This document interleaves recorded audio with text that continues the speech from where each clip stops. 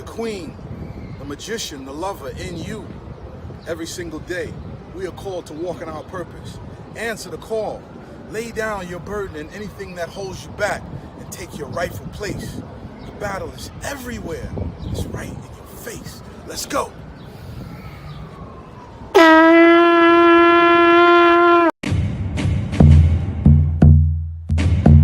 Welcome to Magnets, Crystals, and Pyramids. Success is your destiny. Yes.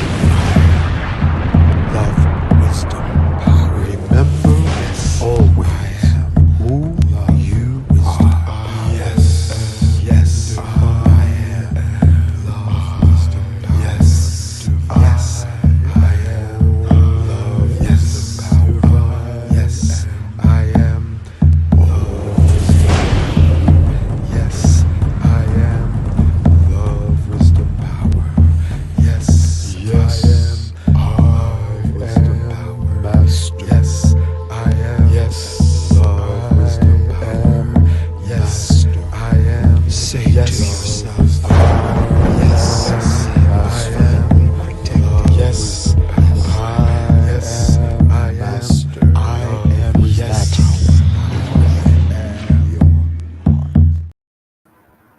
Welcome, everyone. Welcome to Moorish Monday with Abdullah El Talib Mosi Bey on Magnets, Crystals, Pyramids, YouTube. I want to always give a shout out to Brother Hank for offering this platform to me back in November of 2023. I first appeared on the Moorish Monday. And the first Monday, December 2023. So I'm excited. I have the future author in the house. Yeah, He and I been. He's got, I'm excited for this brother. I'm excited. He and I are co-authors. So we'll get into that. But we're going to Israel. We're going to before we get into the topic, I want you to read what's on the screen. all right. So it's the Moorish Midwest Educational Network. 2 points of contact. First, myself, Yisrael Bey, 859-979-0041, via email, kentatinmers7@gmail.com. And another point of contact, Brother Abdullah El Talib Mosi Bey, 215-300-5471, via email, etymologyvocabulary@gmail.com. And our administrative assistant, Amanda Siegel, facilitating study groups in 10 major cities, the value of proper education, a major help and resource for our people. The 10 major cities are Lexington, Louisville, Cincinnati, Columbus, Cleveland, Pittsburgh, Detroit, Indianapolis, St. Louis, and Chicago. Awesome. Yeah. So definitely excited. We'll be this Wednesday, right? Is it this Wednesday? A second? Yep. This is the third Wednesday. Is this the third Wednesday? Yep. March 19th. March 19th. So March 19th will be the second class. So every first and third Wednesday of the month, 7 p.m. to 9 p.m. Eastern Standard Time, live on Zoom. And I guess we can put the Zoom link in the chat. This is a reoccurring Zoom link as it's listed as it on the flyer. Live on Zoom, reoccurring Zoom link. And so definitely, so I'll definitely see y'all in the house on Wednesday at 7 p.m. Eastern Standard Time.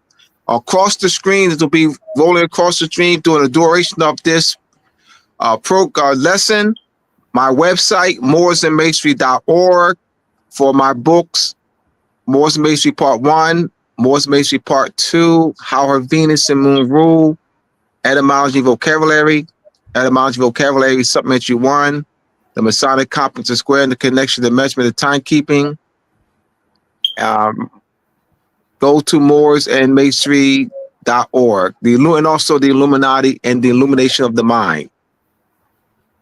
Go right to the next slide, Israel. Mark, next session, Mark, they got it up there. Next session, March 19th. Right on. You're going to read this, the summary? Summary. This study lesson, that's the Moorish Midwest Educational Network. This study lesson will help guide the Moors/Black Moors/Blackamoors/Blacks in analyzing and addressing the continued European discovery, conquest, subjugation, and colonization of our lands by the United States, and how Article 4, Section 3 in the 14th Amendment is being used to maintain our subjugation.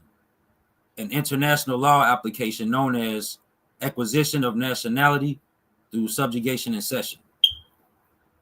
All right. This is I'm excited about this. This is a preview of our upcoming book.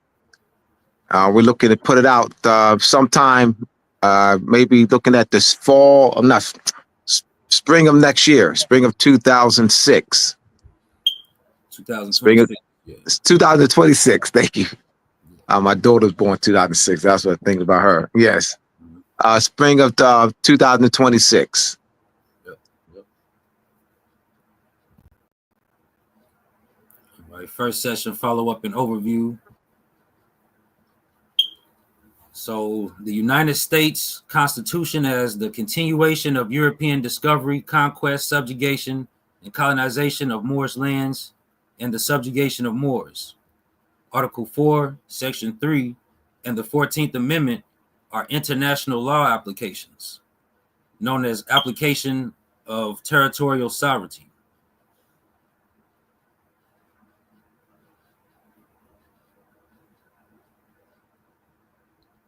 So these questions were written by Regina Willis. She is 2 hours outside of Chicago. She is a part of the Moorish Midwest Educational Network. Questions from her kin on the following slides. And Brother Abdullah Bey, he'll answer all the questions from a national principle perspective, pre-existing Moorish sovereignty, recovery of lost Moorish sovereignty, post-millennium, blood right tied to the land, modern race paradigm, and generational mass dehumanization and mass denationalization of our people, individual perspective versus national identity, national principle, and national political unity perspective. So that's the angle it's going to come from. Mm-hmm. All right. Question number 1.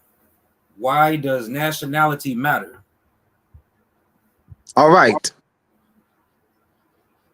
Now, our people have been, when you look at let's look at examples. Let's take a Burkina Faso, which was once called Upper Volta. It was called Upper Volta, now known as Burkina Faso. Up until 2 years ago, Ibrahim Traoré took over as president. He's the interim president of Burkina Faso. He's the youngest president in the world, 36 years old. And he's been in this as interim president and a transitional period for 2 years. And since then, they've kicked France out, the French military, and they now have control of their natural resources. So why does nationality matter? Nationality will help facilitate the concept of nationality in its collective self-determination. This collective principle will help facilitate the unity of our people. The concept of nationality and it's rooted in the understanding of national principles of national unity. So example, why does nationality matter? The word people, used in a political sense, means the repository of the collective sovereignty of the people vested in a constitution. The people of Burkina Faso, the people of France, the People Republic of China, in a constitution. Why does nationality matter? That constitution would protect, for example, China. The Chinese constitution protects all Chinese worldwide. The People Republic of China. China is the national name. Chinese is the nationality of the people. So it actually brings a body of people under the protection of the sovereignty of a national government. So that's how nationality matters. The Francois Bonner, why did the Europeans dehumanized us, used dehumanizing words? The Francois Bonner, 1685, Francois Bonner's new division of the earth paradigm, whereby words black, white, red, brown, and yellow were applied to humans. That's dehumanizing. Those words, black, white, red, brown, and yellow, have no tie to national origin, to pedigree, to descent, ancestry, consanguinity, parentage, lineage, genealogy, to a kingdom, to a nation, to an empire, to a tribe, to a clan, to land right claims. There's no tie. So why does nationality matter? It will place our people in the collective mindset, removing that individual, because there's no individual concept that's embodied in the principle of nationality. Why does nationality matter? We go to the next question.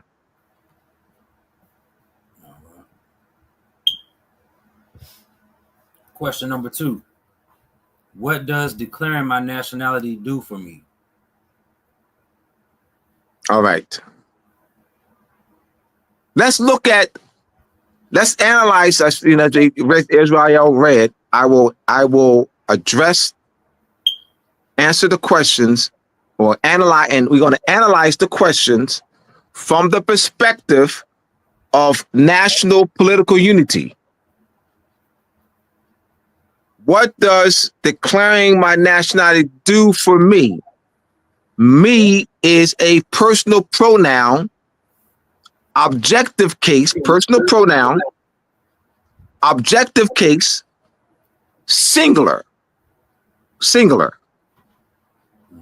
It doesn't read, Israel, what does declaring our nationality do for our people? What does declaring that our nationality, what does declaring nationality do for our people? It doesn't read that.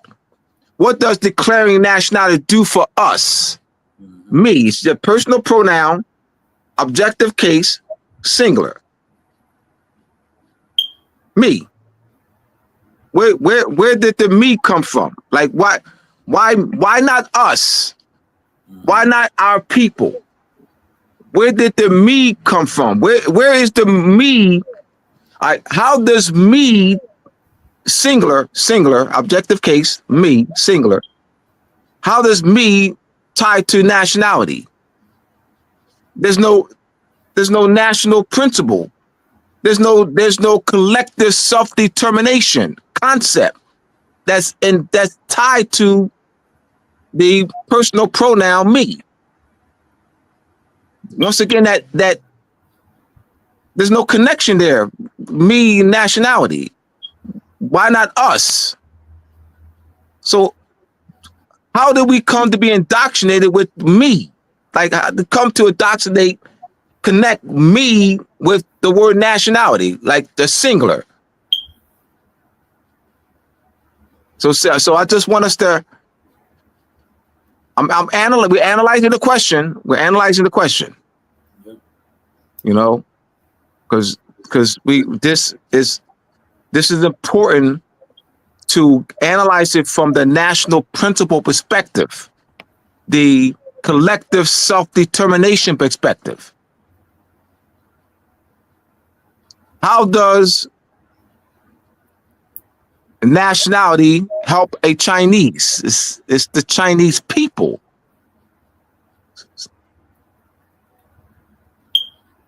All right, let's go to the next one, and we're gonna come back to this. Yeah. Question number 3. Looking at all the negative media about Moors, why would I want to be a Moor? All right. And this is based in the fact that we've been stripped of the knowledge of who we are. And so you have people like you and I, who've been working to recover our lost Moorish sovereignty. There's been the misrepresentation, misunderstanding, and I can understand the reasoning behind this question. Where's that's coming from? They don't see security. They see conscious Moors because they don't view themselves as a Moor. You know, they're viewing it as a choice. And let's look at looking at all the negative media about Moors. Why would I be a Moor? You're already a Moor. Like, why would I be a Moor? Looking at all the negative media about cats. Now I'm a cat. And I'm reading this. I'm a cat, and I'm asking Israel. I'm a cat, and Israel's a cat. And I'm asking Israel, looking at all the negative media about cats, why would I want to be a cat? Now I'm a cat. We got to think critically. I'm just thinking critically about the question. I don't just leap out and just answer questions. I analyze questions. So this is critical thinking time.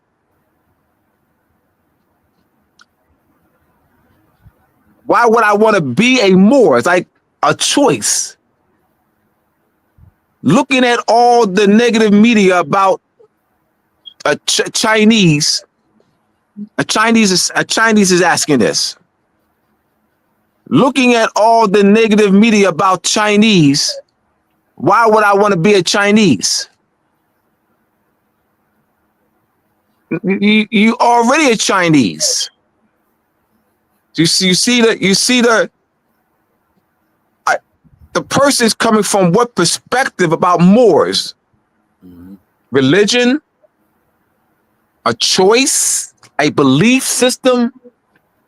Like, that's your bloodline. That's our bloodline. That's our national origin. That's our ancestry. It's not a choice. It's not becoming. We are. It's not I want to be, not a wanting to be. There's no one. It's not a wanting to be a Moor. We're already Moors. You can't want to be a Moor. I'm a cat. I want to be a cat. Israel say to me, "You're already a cat. Like, why would I want to be a? I'm already a cat. We got to put it in this proper perspective. Yeah. I just can't. Well, so you will want to be a Moor. See, that's if I Israel. All right. If I did this, Israel, if I answered it this way, well, being a Moor will let you'll be able to, not do this and not. No, they're already a Moor though. That's the wrong way of answering it. Right. Yeah. You have to first be clear. Let the person who's asking this question know that they're already Moors. Oh, well, see, being a Moor, no, you already a Moor. See, why would I want to be a Moor? See, because, it gives you protection. See, that's the wrong answer. Why? Because you answering because you haven't cleared up you haven't cleared up the misconception about the question. The question's colored. You haven't addressed the question being colored first. First address that. Then clean it up.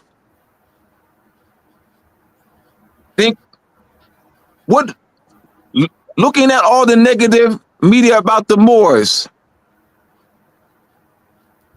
why would I want to be active in the recovery?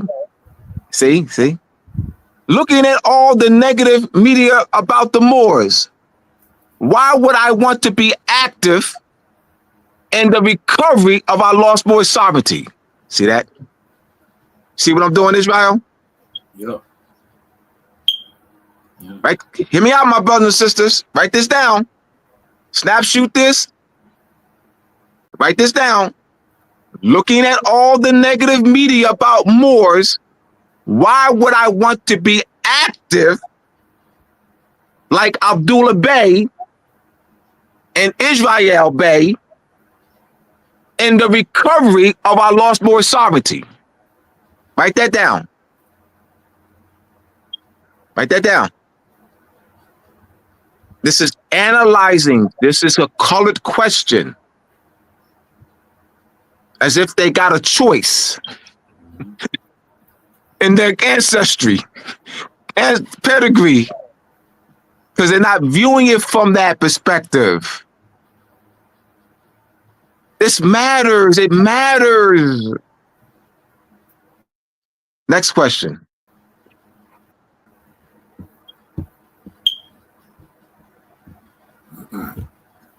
Question number 4. How does nationality affect my day-to-day activities? All right, here we go again. My personal pronoun, objective case, singular. I'm sorry, personal pronoun, possessive case. Possessive case, because my daily day, my possessive case, singular. How does nationality affect our people, or how does nationality affect my people's day-to-day activity? Let's change it up. Parallel it. On the left side, how does nationality affect my day-to-day activity? On the right side, how does nationality affect our people's day-to-day activities? on the left side. Now, the way this question is constructed, it doesn't take into what? Doesn't take into consideration or thought, doesn't take into thought national principles, the national principle aspect of nationality, the collective self-determinant aspect of nationality, doesn't take that into thought. But this, on the right side, how does nationality affect our people day-to-day activity? That's taking what? To thought, tying what? The national principle aspect of nationality, the collective self-determination aspect of nationality, and the understanding that nationality is connected to sovereignty and national protection of a body of people. That's the right side. That's the reconstructed question. I'm not dodging anything. We have to analyze it, how it's constructed. We've been groomed into this my, I, me. That's not nationality. This is 33 years of observation. This question. 33 years. My, I, me, not our people, us, we. Why is it not that? Next question. Question number 5. How do officials recognize Moors and uphold their rights? How do officials recognize Moors and uphold their rights? All right. Every time talk United States officials on federal level, and then you talk about state officials, i.e. Kentucky, North Carolina, South Carolina, etc. Recognize Moors and uphold their rights. Well, this is good because they're leading to conscious Moors have been taught, and I was one of them, and I actually taught for 25 years that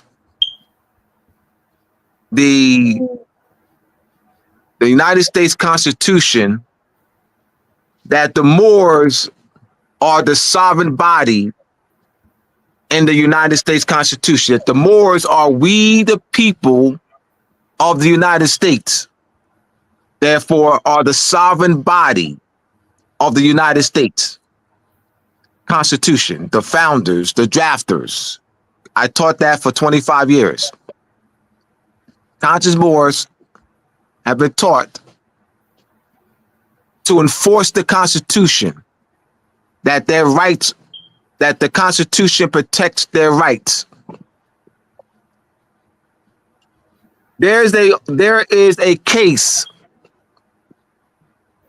Hauenstein versus Lynham. Hauenstein, Hauenstein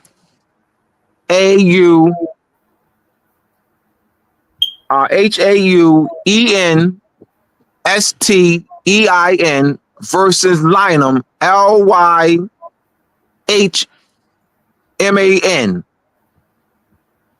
I think it's either Lyman. Hauenstein versus Lynham, 1889.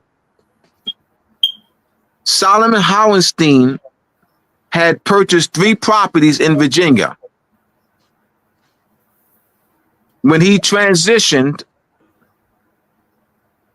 Virginia had enacted a law that whereby they took the proceeds from his property of the sales, and Virginia's enacted a law that Virginia could keep the proceeds from the sale. Now his relative, his aunt, his uncle and niece, his nephew and niece, had traveled from Switzerland and filed to claim the proceeds, they recover the proceeds from the sales of their uncle's property. But we first had to be determined whether Hohenstein had renounced his allegiance to Switzerland. So once it was determined that Hohenstein had never announced his allegiance to Switzerland, then the treaty between the 1850 treaty between the Swiss Confederation and the United States kicked in, applied to the case. Article 5 of that treaty protects a Swiss national in the United States to reclaim the proceeds for the sale of the property. Also, it protects a United States national in Switzerland rights to reclaim the proceeds from sales of the property in Switzerland. So the treaty was the law in the case. Conscious Moors have been taught that the United States Constitution applies to them. That the United States Constitution is the Moorish Constitution. The United States Constitution that conscious Moors have been taught to enforce the United States Constitution for the protection of their rights. Hohenstein's niece and nephew was told it's the Swiss Confederation, the treaty. Why? Because Hohenstein was not a United States citizen. That's why it had to be first determined whether or not Hohenstein renounced his allegiance to Switzerland. Hohenstein was not a United States citizen.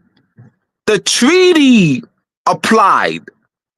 Article 5 allowed Hohenstein's niece and nephew to recover. The Virginia statute was deemed a violation of the treaty. The United States Supreme Court deliberated on the case, and that Virginia does not have the power to enact a law that would violate a treaty.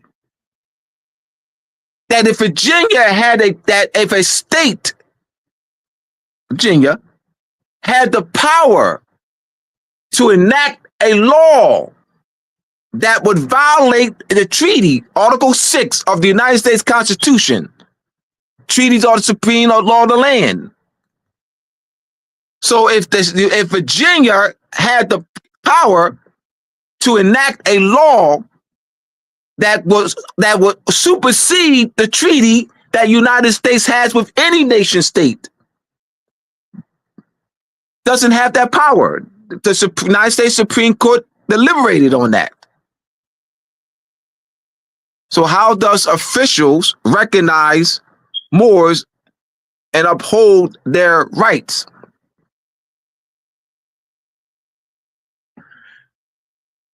There have been cases where judges have, when conscious Moors have put in court case documents, they would classify Moors as quote unquote Moor. Means there's not a recognition. They would return in response quote unquote Moor. They would even let paperwork go through, but keep in mind, quote unquote Moor. That's not a recognition. Hear me out. Somebody tell me, what is a quote unquote Chinese? Quote, like they put quote unquote China. What's a quote unquote Russian? What's a quote unquote, all right, what's the difference between a Russian and a quote unquote Russian? What's the difference between a Chinese and a quote unquote Chinese? Well, the Chinese, that's recognition. Quote unquote Chinese, that's not a recognition. It's not a recognition. So-called Chinese. Chinese, so-called Chinese. What's the difference? Self-identified Chinese. Chinese. What's the difference? What's the difference between a self-identified Chinese and Chinese? I'm using Chinese because they do this for more. We know they dare not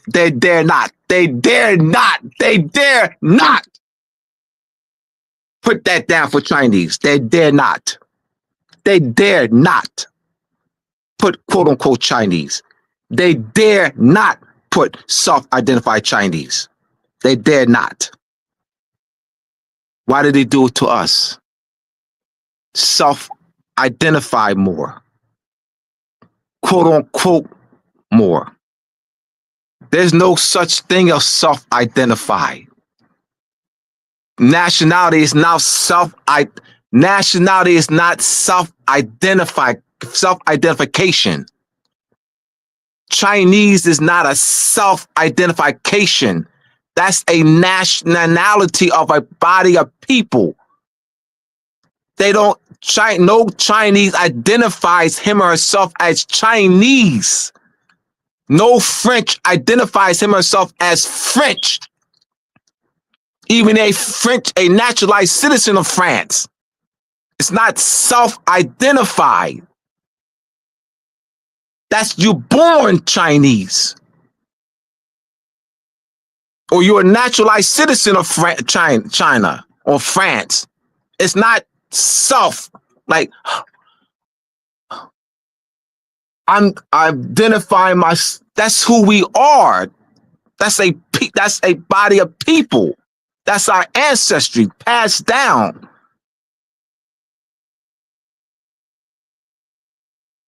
So there's continuous violations, but the problem is with conscious Moors is a lack of unity. The questions that preceded this one. The conscious Moors asked those questions too. Me, my, I. Me, my, I. How does nationality help me? How does nationality help? It's never our people. It's never how would nationality help Moors? How did more help our people? I don't hear that. I hear I hear me. I don't hear Israel. I don't hear our people. I don't hear our people. I don't hear us. I don't hear the plural, personal pronoun. I don't hear the plural. It's singular. That's a problem. All right, we can move on. All right. I think they got the picture. All right, next one. What changes do, here we go again, I again, personal pronoun. Abdullah Bey's ducking the question. No, I'm not. I'm analyzing the question. I don't duck questions, I analyze, but because they don't study etymology. They don't study grammar. They don't study vocabulary building. They don't study dictionary study skills. They don't study semantics. They don't study epistemology. They don't study logic. They don't study rhetoric. So I was supposed to I don't do that. So I don't do that. I analyze. I know that nationality, there's no individualistic concept embodied in nationality. That's the problem, Israel. The I. What changes do I need to make to prepare for Moorish life? What will be different?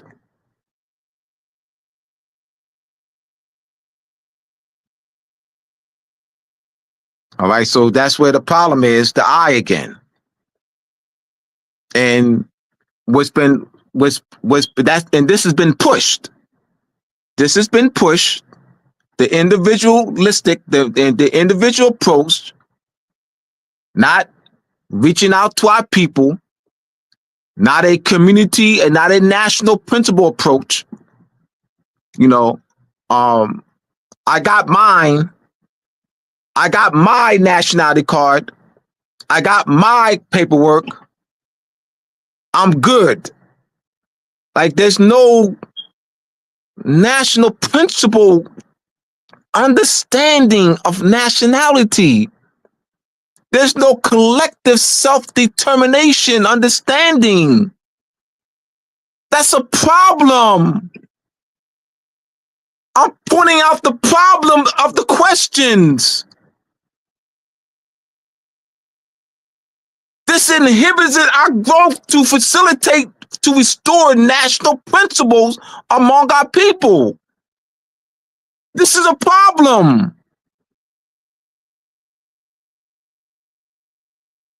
And Regina sent me these questions, and this is good. I want to thank Regina because these questions were given to her, and this is elevating her as well as others. So I want to thank Regina for sending me these questions and giving us the opportunity on this platform, to analyze it from the national principle perspective, to point out the errors so that we can elevate our people to understanding nationality from a proper perspective, which is national principles.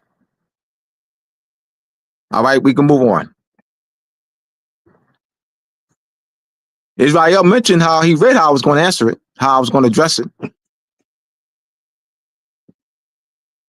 And read that, Israel.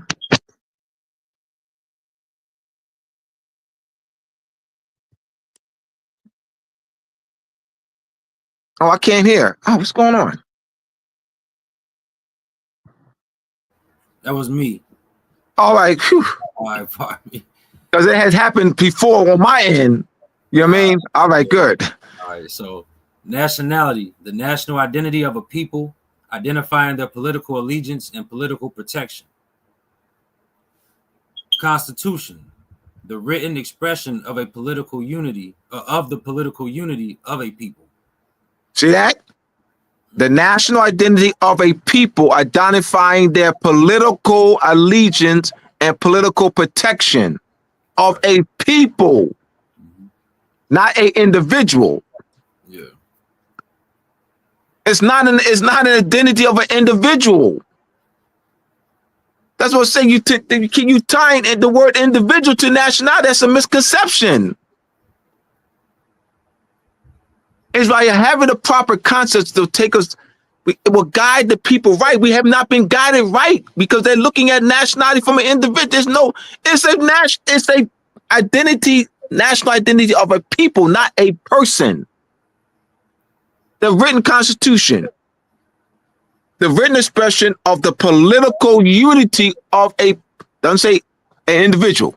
Yeah, the constitution, the written expression of the political unity of an individual. Where's the individual? This matters. When you give people false concepts, bro, that can inhibit growth, man. And that's passed on for decades. That can inhibit, that can stymie a growth of a people, man.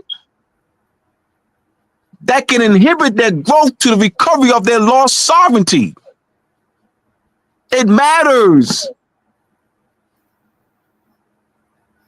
We got to facilitate and teaching nationality and from the proper perspective of national principles, national political unity, national identity of a people, not an individual. Please hear me out, my brothers and sisters. Continue, Israel. right.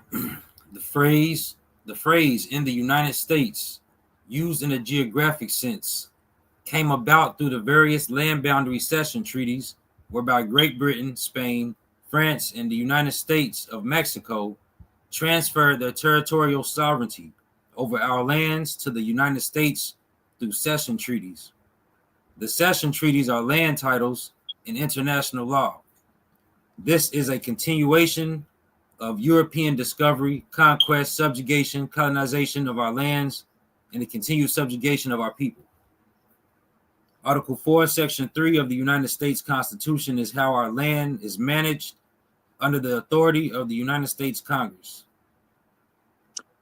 They will say, you will have some Europeans, a lot of Europeans will say, no, Israel and Abdullah are fools. Man, colonization ended when the United States defeated Great Britain. Colonization is no more. Israel and Abdullah are fools. They're idiots. How dare they say that colonization is still alive and well? United States defeated Great Britain. Colonization is over. United States has nothing to do with colonization. That's Spain and Great Britain and the Dutch and France. You know what, Europeans, you're right. You know what? France did return the land to the native people. Yeah, you know what, Europeans? Yeah, in that 1803 treaty, you know, that the Louisiana Purchase Treaty. Yeah, that's when France returned the land to the native people. France returned the land to the original people of the land. Let them correct you. Let them correct you. They want to play stupid, then you play stupid too. Play stupid too. Play stupid. Yeah, you know what? Spain in 1818. Spain returned Florida to the native people. You know that the 1818 treaty. Yes, in 1818, Spain returned Florida to the native people. Yeah, that's right. In 1783, Great Britain returned the land to the native people. You know, the land along the Atlantic Sea coast where they had the North Carolina colony, South Carolina colony. You know what I mean? Yeah. It ain't North Carolina state. The native people, Great Britain in 1783, returned the land to the native people. So there ain't no North Carolina state, South Carolina state. It ain't no Pennsylvania state. It ain't no Georgia state. It ain't no Connecticut state. Because Great Britain in 1783 returned the land to the native people. See, Great Britain got out of the land from the Dutch in 1682, you know what I mean? And then they returned the land in 1780. So the Dutch, you know, conquered and took the land, and then Great Britain took it from the Dutch, and then the Dutch turned around and gave it to the native people. Yeah, and that's that, you know, 1783. Yeah, the Great Britain returned the land, the Northwest Territory, with, you know, Minnesota and in fact they didn't make states out of them because they didn't make states out. Yeah, they didn't make no. Illinois don't exist. Illinois state doesn't exist. Michigan state doesn't exist. Ohio state doesn't exist. Minnesota state doesn't exist. Indiana state doesn't exist. They couldn't have. In Israel, they couldn't have. Because Great Britain returned the land to the native people. Those states don't exist. You see what I'm doing? Yeah. Don't play me.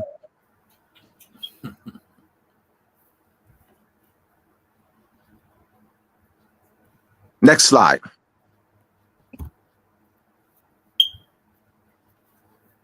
French. Yeah. Yeah, France returned the land to the native people. 1682 to 17. Yeah, so you know what? There ain't no maps that read United States. They don't exist.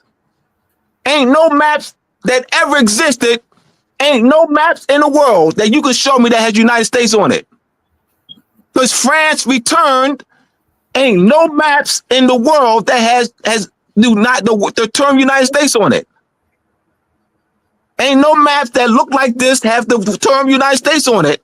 Why? Because France returned the land to the native people. Spain returned the land to the native people. You playing? Yeah. This critical thinking. That's all. Yeah. It's critical thinking. This. Yeah, you gotta come this way so they can think critically. Because this, United States, and, colonization is over. Because that's been pushed. So we gotta challenge that. We gotta challenge false concepts, and not be afraid to challenge it.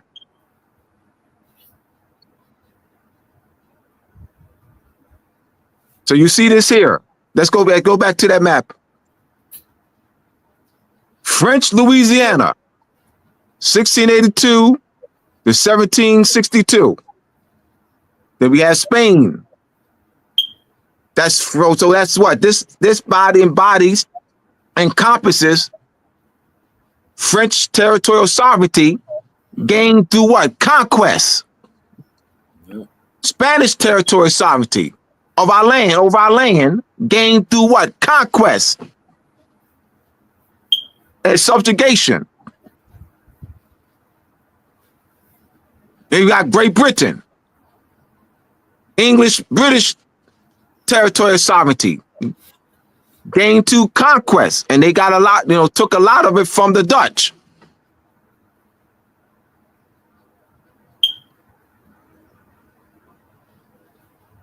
Next slide. New France. Yeah.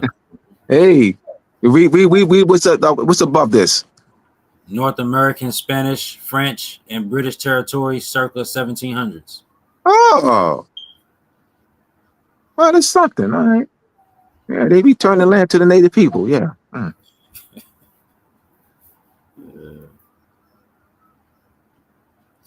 way. European settlements in the New World. All right, go to the next slide. 1762, Spanish Louisiana, Española.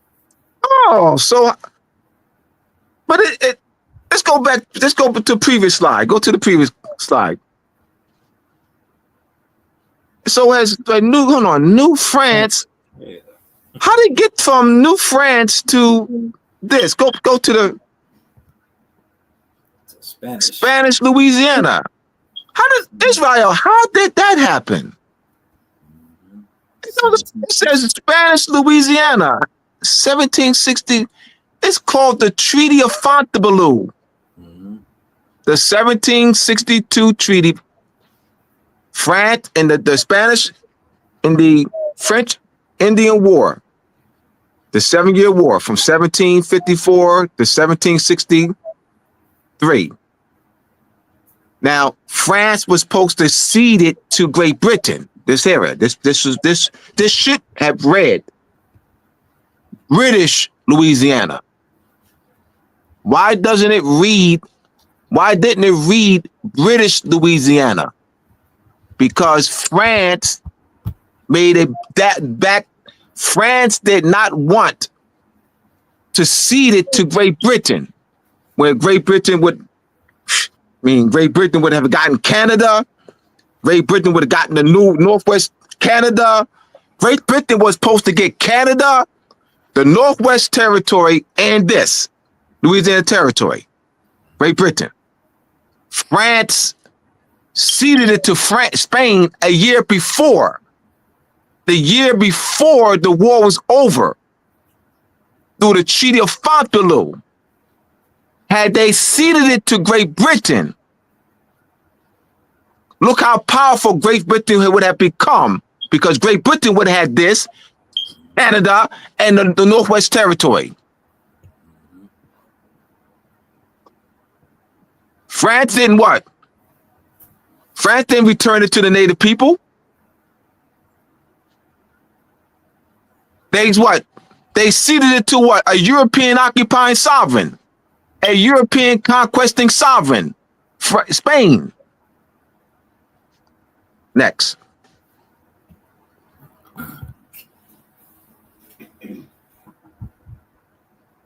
Spanish Louisiana, Hunter Bay, New Spain. See this? So we're going to just showing you these maps. Israel did a great job in putting together this presentation. And we gotta take them back. Mm-hmm. Got to take them back and bring them forward. Right. Because they don't connect. What we're doing is we're connecting the past to the present. They don't do that. You got to connect the past. How did they get to where they are today? And how the past is what? Current. We're showing you the past is current. That's what? Transferred into the hands of the United States.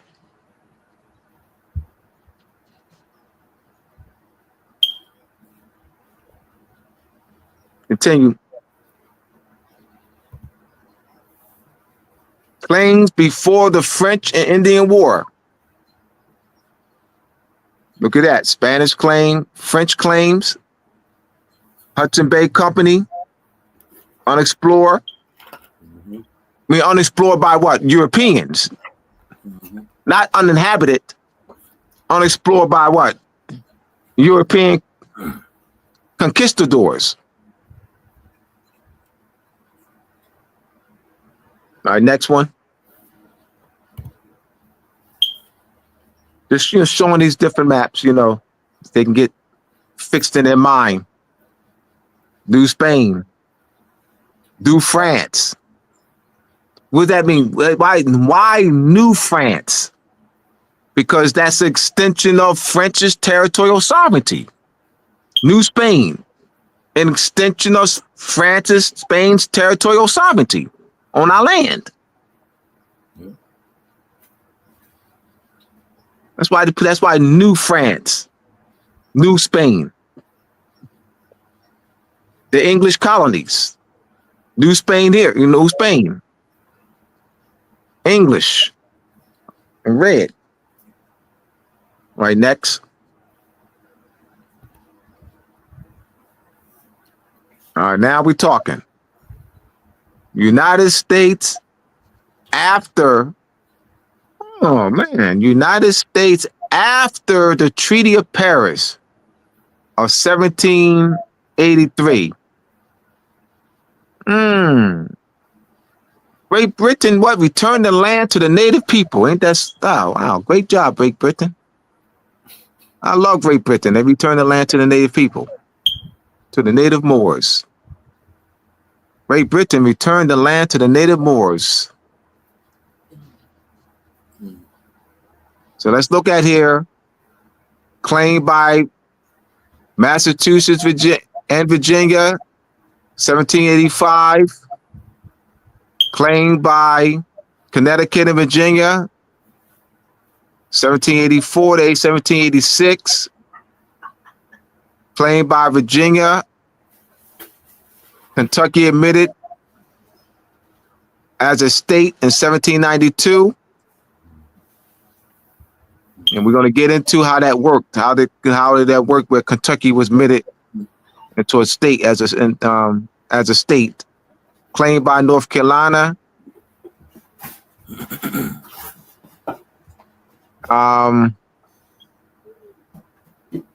Is that ceded? I think that's ceded. Where you see? Yeah. Claimed by North Carolina. I think that's ceded in 1790. It might be. Yeah, I think, yes. Claimed by South Carolina and ceded in 1787. Right. Yeah. Yeah, claimed by Virginia and Connecticut. Yeah, ceded. Because Virginia ceded it. Virginia ceded that claim in 1785, 1784. Not to the native people, the Moors, to what? The federal. Yeah. The United States that Congress assembled. Mm-hmm. And we'll get into that. We'll tie that into Article 4, Section 3. Yeah. All right? That's why we're showing these different maps.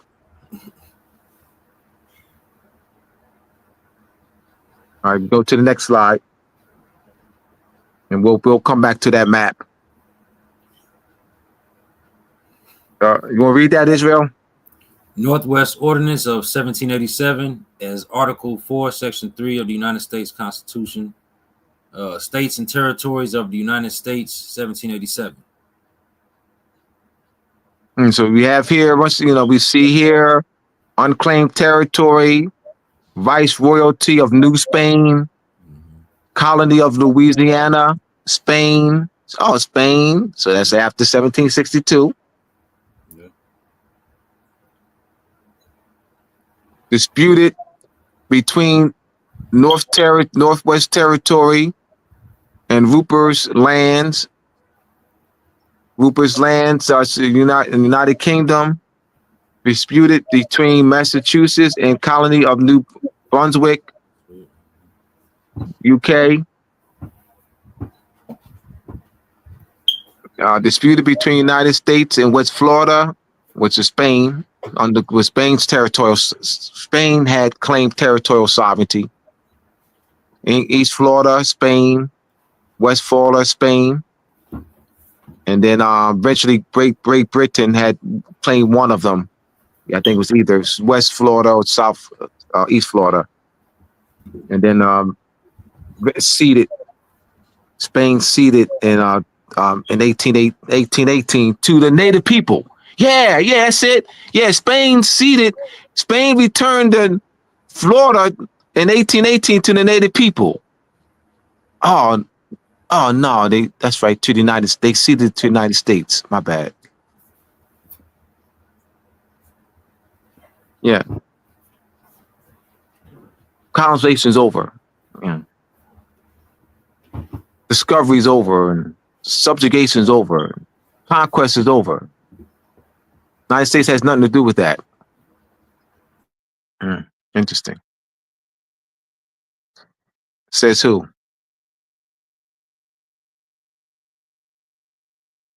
The native people say that? The native Moors saying that? Who's saying that?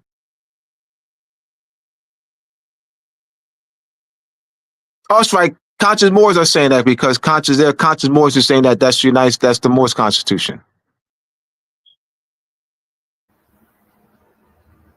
Yeah, the Moors are the sovereign body of the United States Constitution. We, the people of the United States, it's the Moors. I taught that for 25 years. The Moors are the sovereign body of the United States Constitution, the founders, the drafters, 35 Moors about the United States Constitution. All false claims. That has inhibited our growth and development, inhibited our growth and development to recover our lost more sovereignty. As far as education-wise, political structure-wise, because that's not even, the recovery our lost more sovereignty is not even because this is our Constitution. 35 Moors, part and parcel, and we the people of the United States is the Moors. Moors are the drafters, and I taught this for 25 years. I'm talking about myself.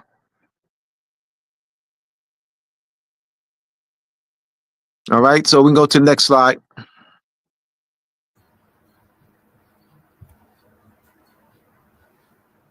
Northwest Territory, 1787. And these are They became states. Ohio became a state in 1803. Indiana became a state in 1816. Illinois became a state in 1818. Michigan became a state in 1837. Wisconsin became a state in 1848. Minnesota became a state in 1868. And they were governed prior to their having constitutional conventions and drafting a constitution, having constitutional conventions, drafting a constitution. They were governed by the Northwest Ordinance of 1787. That was their constitution, the Northwest Ordinance of 1787. Now we go to the next one. Louisiana Purchase. Oh yeah, the native people bought their own land from France. Dang, man. Why would the native Moors buy their own land from France? France sold the native Moors their own land? You said the United States had nothing to do with colonization, so this can't be, United States can't be involved with this.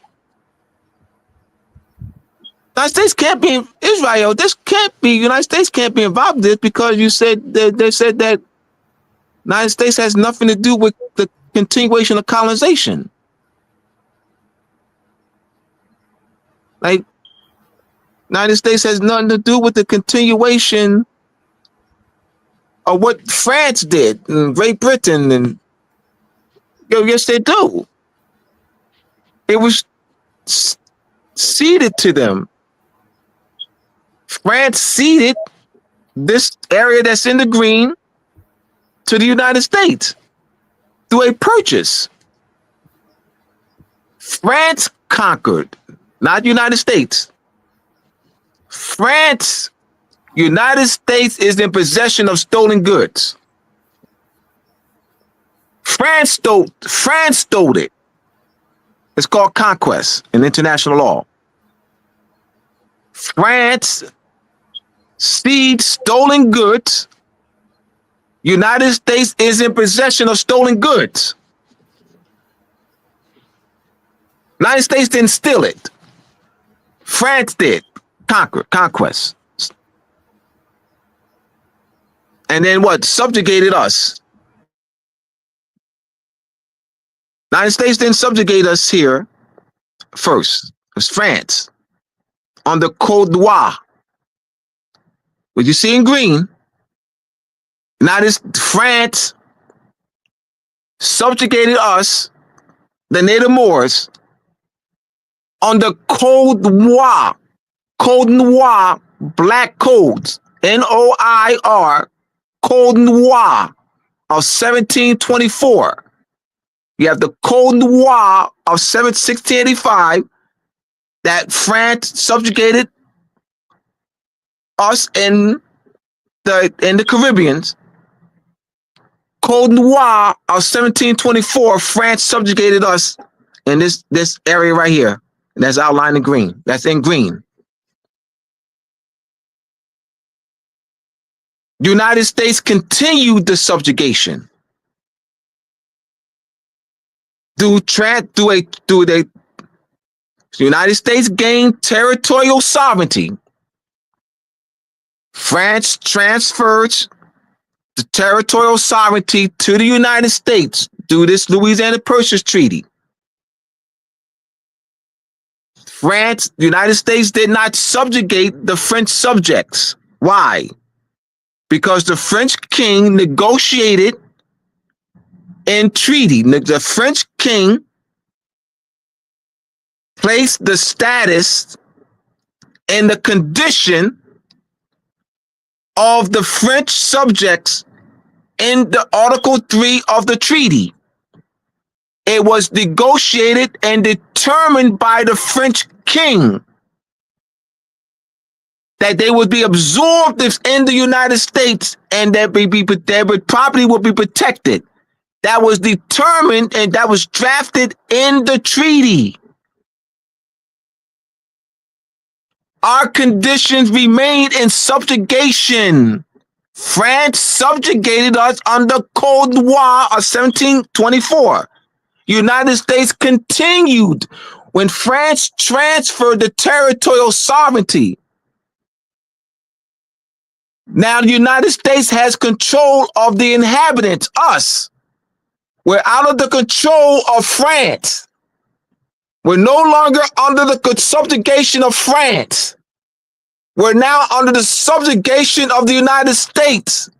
The French subjects are not, because that condition was determined in Article 3 of the Louisiana Purchase Treaty. The United States left off with France, took off with France left off. So they transferred, and transferring the territorial sovereignty, one of the elements of territorial sovereignty, you'll read it, is that the secession state, the state that is receiving the land, the transferred, can determine the conditions. If it's not set in the treaty, it can be determined by the receiving state, United States. The United States maintained, continue what France started, our continued subjugation.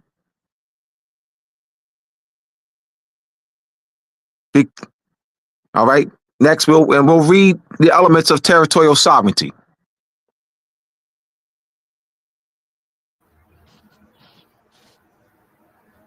Not false for Spain. That's false for Great Britain. The Dutch, so when Great Britain took over from the Dutch, they also took took over us, control over us. Maintain our subjugation. It's just changing hands, my brothers and sisters. It's changing hands through a core principle in international law known as territorial sovereignty.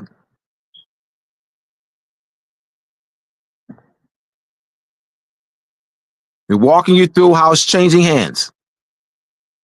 So therefore, since the territorial sovereignty is transferred, it's reflected in what? New maps.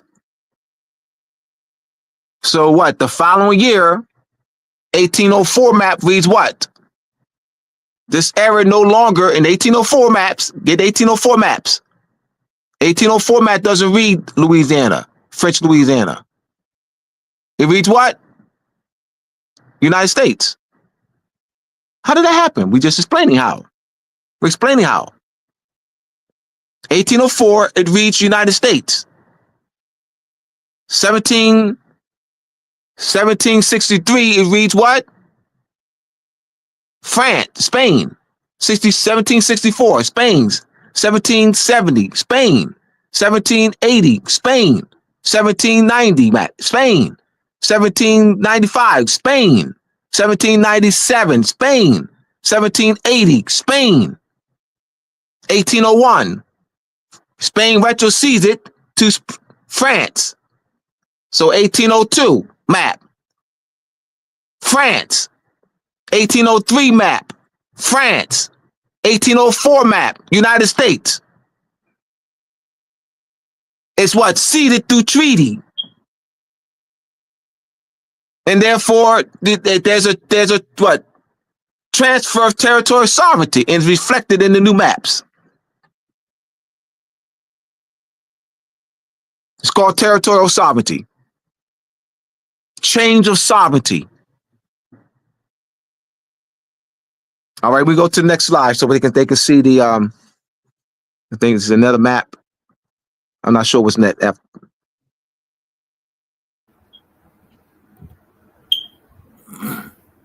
All right, good. Can we read that, Israel? All right. Article 4, Section 3 of the United States Constitution lays out the procedure for the United States to maintain and manage our Moorish land. This is evidence of the continuation of European discovery, conquest, colonization, and subjugation of Moorish land. This article gives the United States Congress territorial sovereignty over Moorish land. The territorial, Exactly. Mhm. the territorial sovereignty was transferred to the United States by the various treaties with Great Britain, France, Spain, the United States of Mexico, and Russia. Today, Congress is exercising territorial sovereignty over Moorish lands. And because Congress is the one, right? Kentucky State, the delegates who petition for Kentucky statehood, they petition Congress. Article 4, Section 3, United States Congress, Constitution. The delegates did not have any power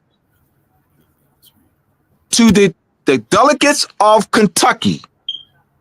The delegates of Kentucky did not have any power to decide on their own to have a constitutional convention. They needed what? That delegation from Congress. No, Virginia State didn't need that. Not Virginia State, not the 13 originals, not Virginia State, not North Carolina State, not South Carolina State, not Pennsylvania State, not Connecticut State. We're talking about the new states. They needed a delegation of authority from Congress to what? Convene in a constitutional convention. They could not convene in a constitutional convention without having a delegation of authority from Congress. Article 4, Section 3 of the United States Constitution. Where did they get the land from? Where did the United States get the land from? Where did the United States get the land from? We went through that. Article 4, Section 3, Clause 2, Congress has the power to what? Dispose of the land. And they dispose of the land to the delegates of Kentucky. And Virginia, because that was made part of Virginia, and that Virginia got, but that was what? But Congress is involved with that. Congress has that power. A state cannot make that determination. States cannot unite like that. Two states cannot form into one on their own. Alabama and Georgia. Alabama State and Georgia State cannot decide on their own to merge as one state. They cannot. They need what? Congress. Congress has to decide that. Article 4, Section 3 of the United States Constitution. I'm just giving how this works.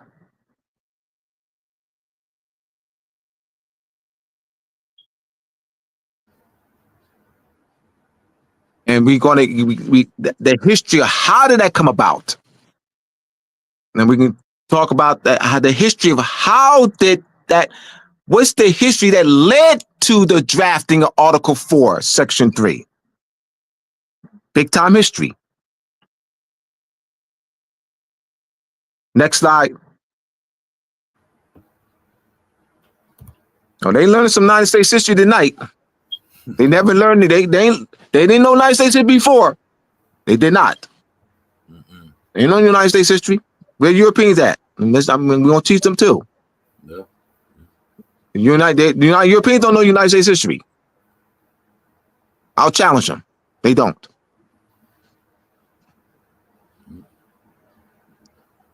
You want to read that, Israel? Yeah, so this is Article 4, the relationships between the states. Section 3, new states and federal property. Clause 1, admissions. New states may be admitted by the Congress into this union, but no new state shall be formed or erected within the jurisdiction of any other state. nor any state be formed by the junction of two or more states or parts of states without Oh, the did I consent say of the that? legislatures of the states Did concerned I in say recess that? of the Congress. Mm-hmm. That's what you just said, yeah.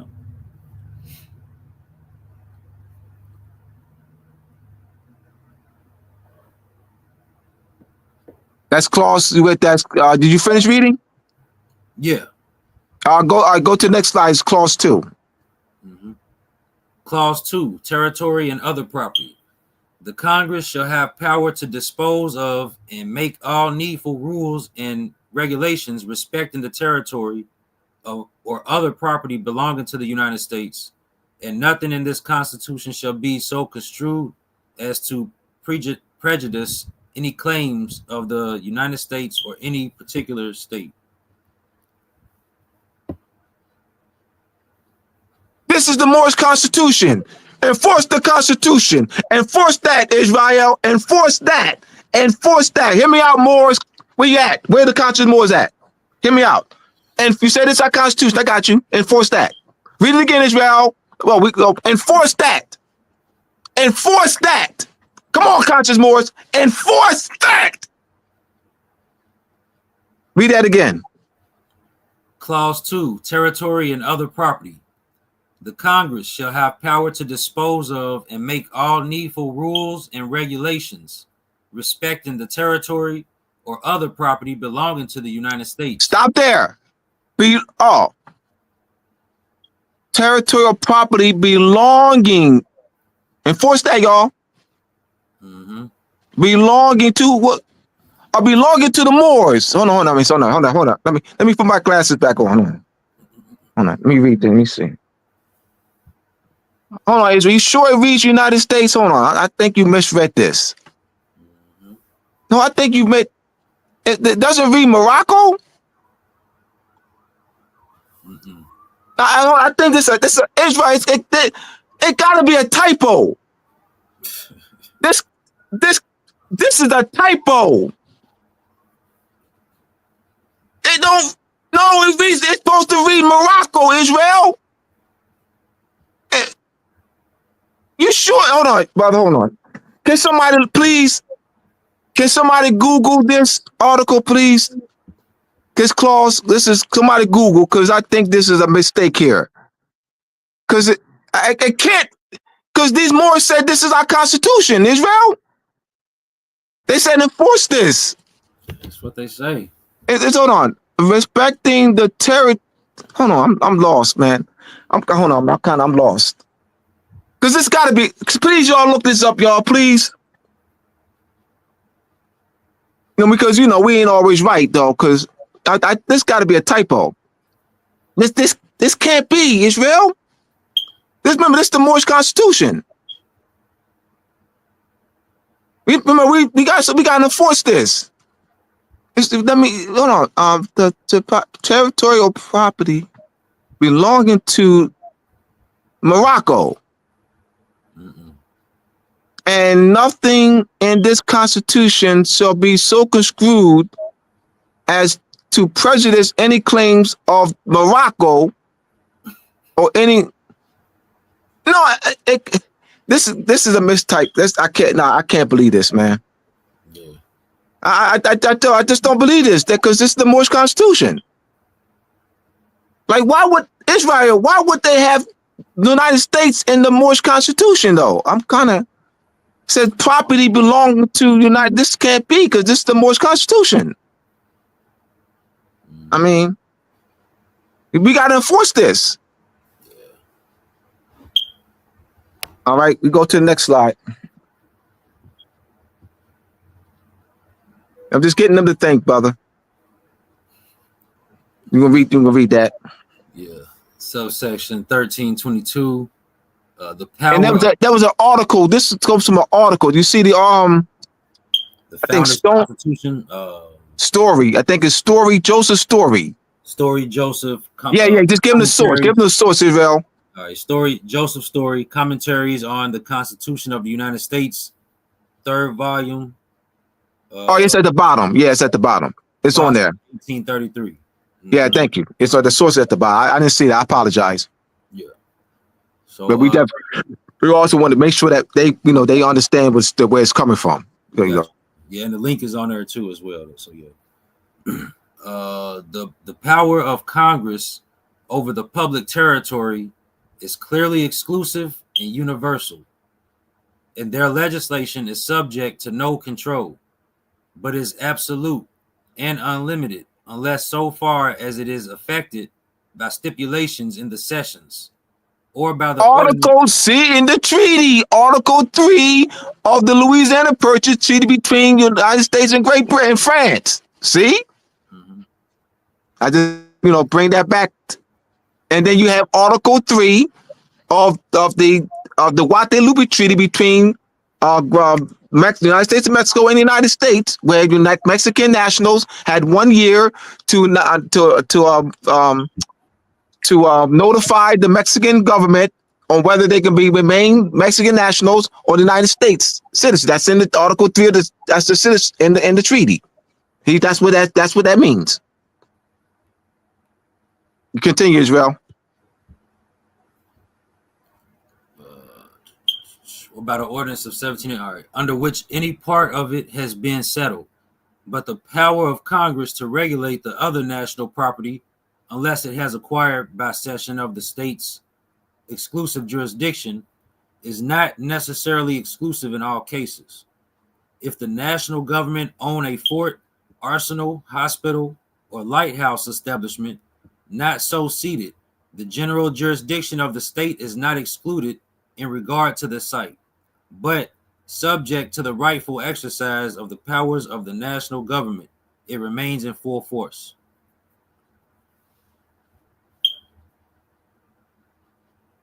Hey, I mean, next slide. Territorial sovereignty ceded and relinquished to the United States with land boundary cession treaties with Great Britain, France, Spain, United States of Mexico, and Russia, and the subjugation and annexation of the Kingdom of Hawaii. International law principles. The following are international law principles. Number 1, acquisition of territory. 2, loss of sovereignty. 3, law of succession. 4, territorial sovereignty. 5, acquisition of nationality through subjugation and cession. 6, change of sovereignty and its effects upon the inhabitants. Article 4, Section 3 of the United States Constitution, 14th Amendment of 1868, the member states of the Union birthright certificates. All right, next slide. Change of sovereignty and concessions. General principles. Let's see. The principle of international law, as announced by Chief Justice Marshall in the famous Perchman case, and supported by a long list of American decisions, is that no confiscation of private property in land results from a mere change of sovereignty. While this principle be sufficient and adequate to protect private property rights in concessions and contracts. In other words, since contracts no less than land may constitute valuable and irreplaceable private property, should any distinction be made in the application of the Perchman principle between land and contracts.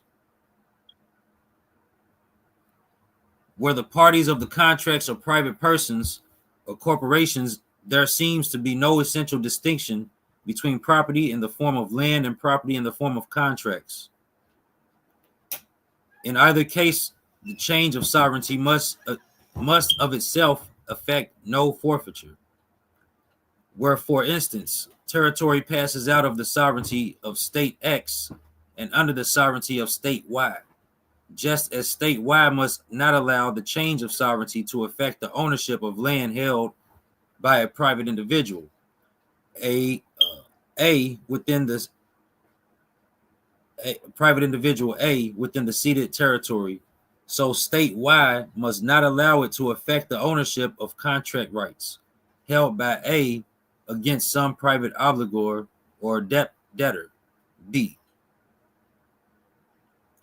Now they've looked out for each other in Society versus New Haven. This principle applied in Society versus New Haven case 1843.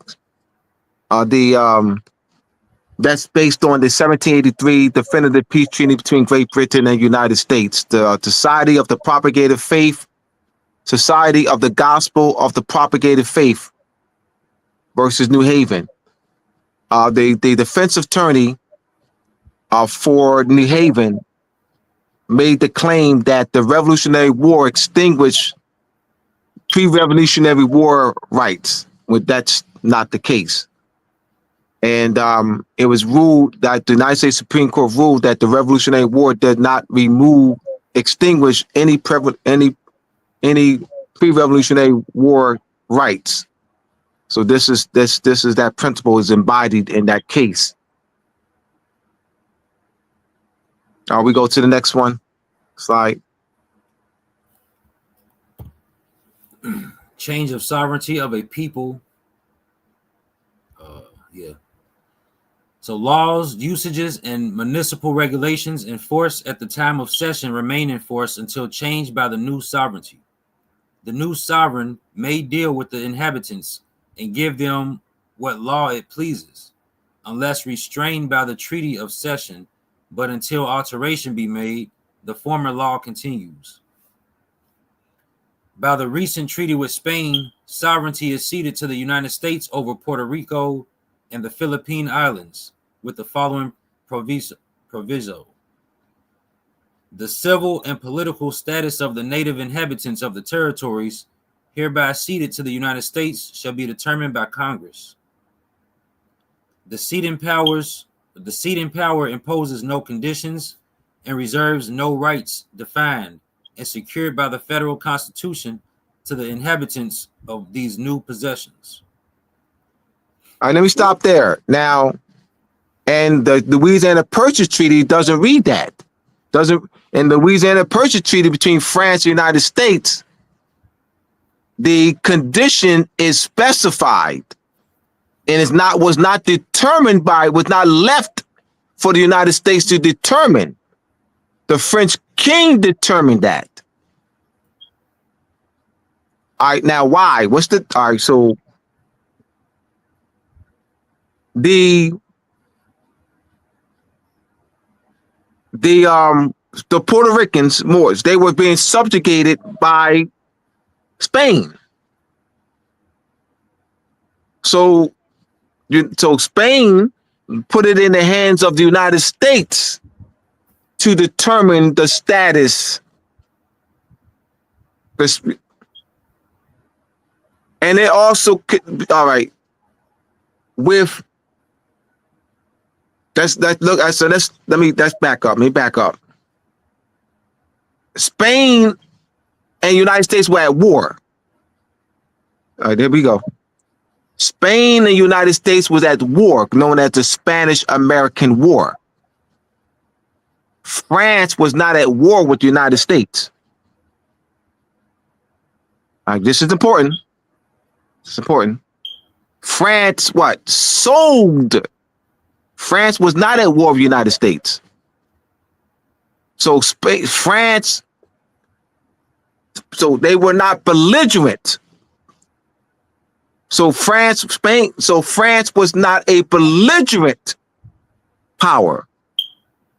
They were not sitting down as ending a war. But Spain and the United States were at war. So the United States had the upper hand. So that was negotiated where the United States would make the determination. So that's the difference between, because you have the principle of change of sovereignty, territorial sovereignty in both treaties, change of sovereignty, both principles of international law apply. But in this case, that in the principle of one of the elements of territorial sovereignty is that the Receiving state can what? It can be determined by the seeding state or the state that is receiving the transfer. In this case, so we got two different treaties and two different determinations.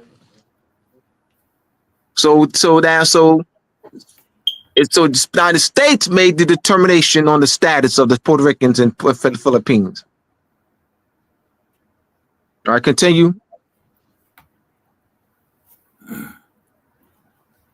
None of our territories have ever been organized under the Constitution, but are creatures exclusively of the legislative department of the government and subject to its supervision and control. Stop there.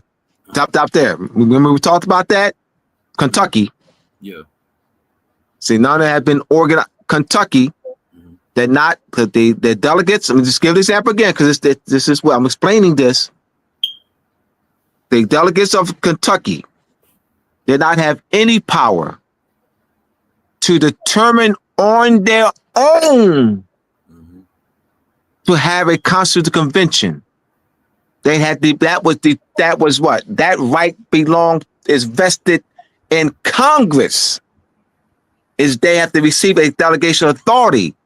So the original 13 states were not organized. The original 13 states were established what? Not by what? North Carolina State was not established by what? Receiving a delegation from North Carolina State was South Carolina State, Virginia State, Connecticut State. So they were not established, and then Congress did not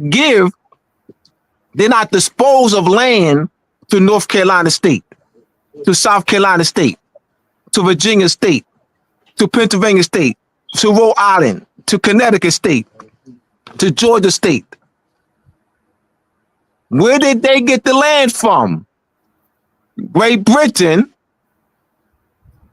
So they were ceded Article 1 of the 1783 Definitive Peace Treaty between Great Britain and the United States. His Britannic Majesty acknowledges the United States to be free, sovereign, and independent states. He relinquishes the said territories to the respective United States viz. He recognizes the United States viz, V-I-Z, namely all 13 are named. So here's King George III relinquishes North Carolina State, relinquishes the territory that's laid out in the North Carolina Colony Charter to North Carolina State. King George III relinquishes the territory that's laid out in the Virginia Colony Charter to Virginia State. His Britannic Majesty, King George III, relinquishes the territory that's laid out in South Carolina Colony Charter to South Carolina State. Israel and I will do extensive flow charts. We will have charts, graphs, and images upon images of flow chart upon flow chart. We're going to flow chart that to death. What I just said, Article 1, section of that treaty will be flow chart to death. Y'all going to get it. All right, continue, Israel. And in a territory, all the functions of government are within the legislative jurisdiction of Congress. Consequently, it is for Congress to decide what the political status of residents of our new possessions shall be, whether they shall exercise the rights of suffrage or not. And that right, if granted, may be limited or extended at the will of Congress. The late treaty with Spain is distinguished from all others heretofore made by the United States in the acquisition of new territory. It is provided in the Treaty of 1803 for the cession of Louisiana that the inhabitants of the ceded territory shall be incorporated in the Union of the United States and admitted as soon as possible, according to the principles of the federal. Stop there, Israel. There's a typo. For in real talk, I'm not joking. I'm not joking. There's a typo by the author. There's a typo by the author. The author's wrong. All right, the author's wrong. All right, so it should read the treaty with France. The treaty with France. Yeah, Spain. Yeah, It's the author. It's the author's wrong. We saw the map, y'all. Y'all saw that it's the treaty. You know, it's not the Louisiana Purchase Treaty is between what? Who? France and United States. Yeah, 1803. Yes. Right. That's the author's off. Yeah. Guys, we had to correct that. Right. All right. Go ahead. Continue.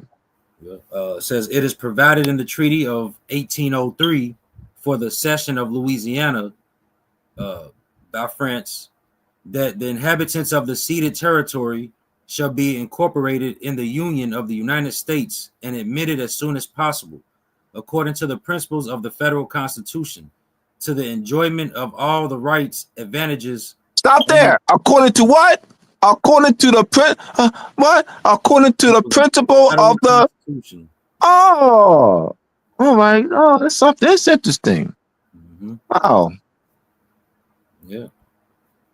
To the enjoyment of all the rights, advantages, and immunities of the citizens of the United States, and in the meantime, they shall be maintained and protected in the free enjoyment of their liberty, property, and the religion which they profess. All right, we go to the next one. We clarified all that we went through. Mm-hmm. So, status of inhabitants of territory acquired by discovery, purchase, cession, or conquest, according to the usage of the United States. From an early period in American history, two principal theories were entertained and insisted upon by their respective advocates in reference to the power to acquire territory. These theories were conflicted and were influenced by the opposing interpretations which the national and states' rights schools placed upon the powers of Congress under constitutional grants. The states' rights school at first denied the United States had power under the Constitution to acquire new territory. The national school insisted that the power existed and was necessarily inherent in the government as an attribute of sovereignty. Notwithstanding the doubt and denial of the extreme state rights school, Louisiana and Florida were acquired by purchase, Texas by annexation, and an extensive territory was acquired by treaty with Mexico. The annexation of the Hawaiian Islands was affected by joint resolution of Congress. The Northwestern Territory, acquired previous to the adoption of the federal Constitution by cession from Virginia, was regulated by an ordinance for the government of the territory of the United States northwest of the River Ohio, adopted by the Old Congress, July 13, 1787. Territorial governments have from time to time been organized out of the other territories of the United States. The recent act of Congress organizing the territory of Hawaii prescribes specifically what classes of the inhabitants shall be deemed citizens of the United States. The character and extent of the power of Congress over the territories have been the subject of repeated and excited discussion in and out of Congress. The National School have insisted that under the Constitution, Congress have absolute and despotic power over the territories, that whatever they have the power to do, they have the right to do, if in their judgment it will conduce to the general welfare. Yeah, that's we'll and next month, Israel, we'll go into the history that led up to, and we'll do the PowerPoint and all that. that led up to the drafting of Article 4, Section 3. Yeah. Yeah, we're going to stay on course, but that way we can be very detailed with it, like as we're doing with this. I can give discussions, but I'd rather us to be very detailed and the flow charts and etc. All right. Well, yeah, we're going to stay on course with today's presentation. All right. Next slide. Next slide. Yes. All right. Mm-hmm. Territorial sovereignty. Territorial sovereignty is the right of a state to govern its territory and control its borders without outside interference. It's a fundamental principle of international law that helps define the relationship between nations. How does territorial sovereignty work? It gives a state the power to rule over its land and people. It emphasizes the importance of political independence and territorial integrity. It helps states claim land and resolve conflicts over territory. It's a key factor in international relations and law. Our next, yes. Mm-hmm. Article 4, Section 3 of the United States Constitution gives Congress the power to govern U.S. territories and property. This includes the power to create political divisions, set rules and regulations, and dispose of the territory. How does this apply to U.S. territories? Congress can create territorial governments within the United States. Congress can incorporate territories into the U.S., granting them the same constitutional protection as U.S. residents. Congress can also regulate unincorporated territories, which are not on the path to statehood. Congress can allow U.S. territories to become independent nations, as was done with the Philippines.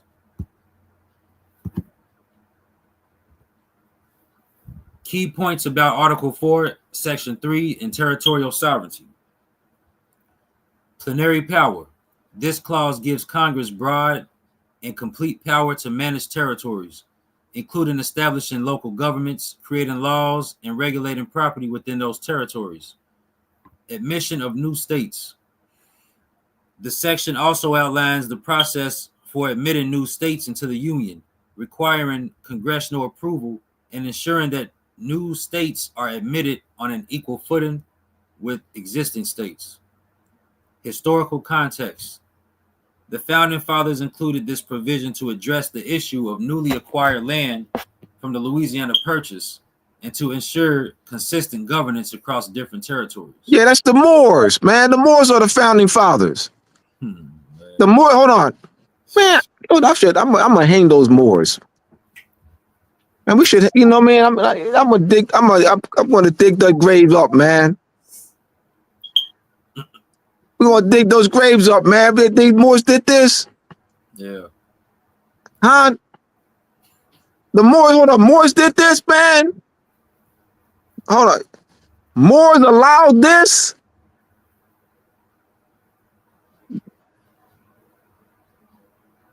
How dare no Moors allow this? Them drafted Moors allowed this. Remember 35 Moors was at the Constitutional Convention. They need to be hung. They need to be, their graves need to be dug up and they need to be hung. And my brothers and sisters, I'm doing this so that I can spark thinking, critical thinking. That's all. Yeah. Ain't no Moors that do this. Yeah. No, I mean, come on, let's be real. Stop. Let me stop it.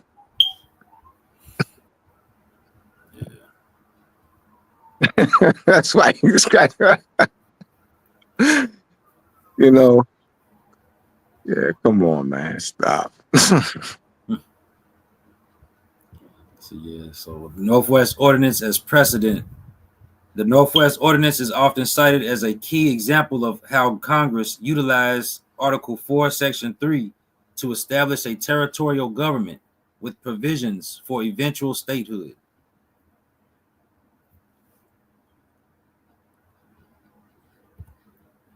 Important aspects of territorial sovereignty under Article 4, Section 3. No inherent statehood. Territories are not considered states and do not have full representation in Congress until admitted by Congress. Congressional oversight. Congress has the power to create and modify territorial governments, including setting rules for elections and establishing local laws. Evolution of territorial governance. As a territory develops and gains population, Congress may gradually grant more self-governance through the creation of a territorial legislature.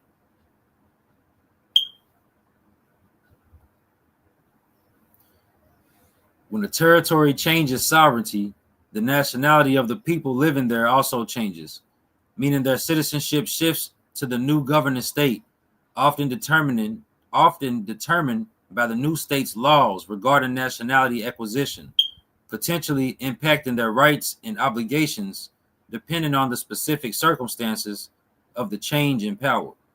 This is particularly relevant in situations like territorial transfers, annexation, or independence movements. Key points about how changes of sovereignty affect nationality. Automatic change. In most cases, when a territory changes hands, the inhabitants automatically acquire the nationality of the new sovereign state. Legal framework.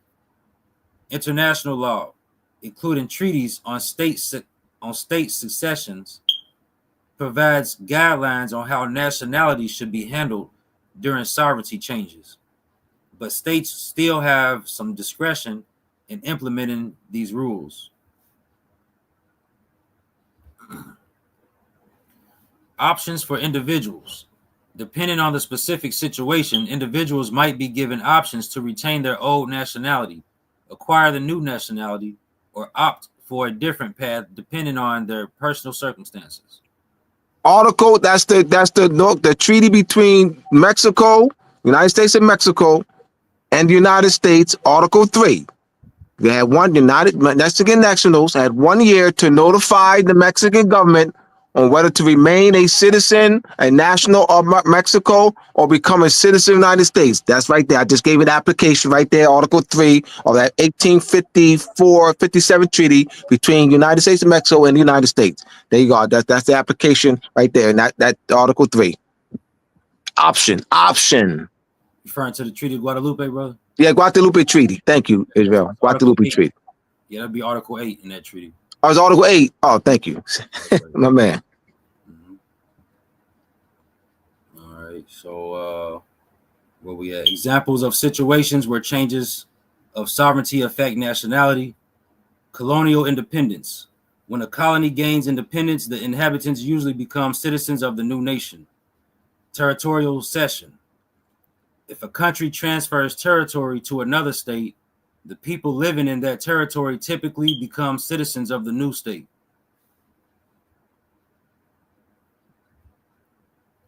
Examples of situations where changes of sovereignty affect nationality.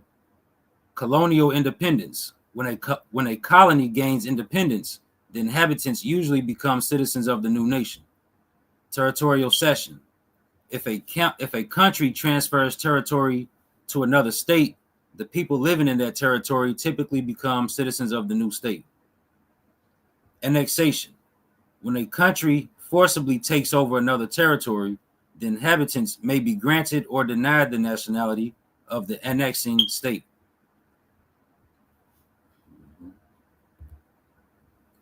Why is territorial sovereignty important? It's essential for understanding how states interact. It's important for resolving conflicts over land. It's a fundamental part of international law. It's a key factor in determining how states acquire and retain land. Related concepts. Territorial integrity. The importance of maintaining a state's territory. Political independence. The importance of a state's freedom from outside interference. Statehood. The legal concept of a state's right to exist and rule over a territory.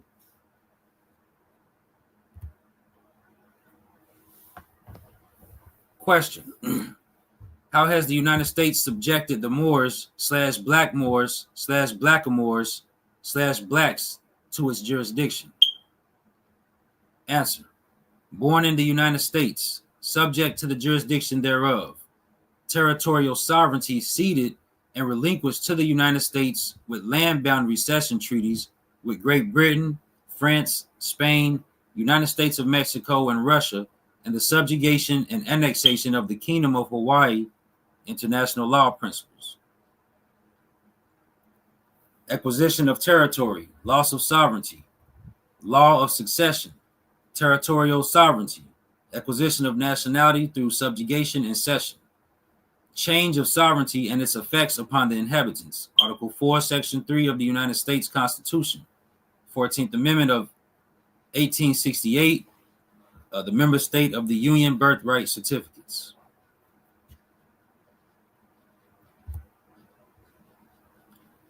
Showing the current state and condition of our people, application of international law, territorial sovereignty. That's the application of international law. A nation's exclusive right to govern its territory and control its natural resources without external interference, a principle that underpins state independence and autonomy. A treaty is the vehicle in which territorial sovereignty is ceded, transferred, or conveyed. A treaty is not an application of law. Land boundary cession treaties. Examples: Article 1 in the 1783 Definitive Peace Treaty between United States and Great Britain. Great Britain cedes British territorial sovereignty to the United States. Article 3 in the 1803 Louisiana Purchase Treaty between United States and France. France cedes French territorial sovereignty to the United States. Article 2 in the 1819 Adams-Onis Treaty between United States and Spain. Spain cedes Spanish territorial sovereignty to the United States. Article 8 in the 1848 Treaty of Guadalupe, Hidalgo, between United States and United States of Mexico. Mexico cedes Mexican territorial sovereignty to the United States. Article 1 in the 1867 Alaska Treaty of Cession between United States and Russia. Russia cedes Russian territorial sovereignty to the United States. That's great, brother. You did a great job with that, man. Appreciate You it. identified the particular article. Oh, excellent. Yeah. Give them the evidence. Yep. Mm-hmm. Showing the current state and condition of our people, application of international law, land boundary cession treaties with Great Britain, France, Spain, and the United States of America, acquisition of territorial sovereignty, transfer of territorial sovereignty, acquisition of nationality, change of territorial sovereignty and the effects upon the inhabitants. 14th Amendment of 1868. All persons born or naturalized in the United States and subject to the jurisdiction thereof are citizens of the United States. States birth certificates. All right, so we're going to address this. We've been conscious Moors have been taught that it's the birth certificate, marriage license, driver license, a mother's informant and all that. The birth certificate is why it's the instrument. The birth certificate, this is the teachings, that the birth certificate is the instrument by which the United States has claims over Moors, which they subjected the Moors to the United States jurisdiction by way of the birth certificate. That is false. I'm gonna say it like that because I want people to get angry at me. I know. I want them to call me stupid. I want these conscious Moors to call me crazy. I want them to call me, I don't know what I'm talking about. I got that because they've been indoctrinated with that for 100 years. It's the birth certificate, the birth certificate, the birth certificate, the marriage license, the driver license, the birth certificate. So I'm gonna be called stupid. I know. I'm gonna be called crazy. I'm gonna be called, I don't know what I'm talking about. I got it. I get it. It's not that. We've gone through it. It's the territorial sovereignty. United States, the territorial sovereignty. And reading, once again, territorial sovereignty. The United States was transferred territorial sovereignty by those France and Spain and Russia, United States and Mexico, Great Britain. The birth certificate, it's tied to territorial sovereignty. It must analyze the birth certificate in the 14th Amendment and is applied to Moors. Born in United States. All right. Could the United States apply the phrase born in the United States in the Louisiana Territory in 1795? Like, could they apply that term? Born in the United States. We had the Louisiana Territory. Could that be applied? Born in the United States, subject to the jurisdiction of the United States. Could that apply to anyone in the Louisiana Territory in 1795? In 1788, could that be applied? In the area in 1788, United States of Mexico. No, it was I'm sorry, New Spain, California, Texas, Nevada, Colorado, Utah. All right, New Spain, 1788. Could the trade 1788? All right, we go say 1790, after the United States, the signing, the ratification of the United States Constitution, 1790. Could the phrase born in the United States apply to anyone in New Spain in 1790? It's not. Why not? If so, why so? Of course not. Why? Because Spain exercised territorial sovereignty. France exercised territorial sovereignty in there. That's why. When the territorial sovereignty is transferred to the United States, now United States can apply the phrase born in the United States in the territories. Y'all see how that works? It's the territorial sovereignty. The birth certificate's tied to that.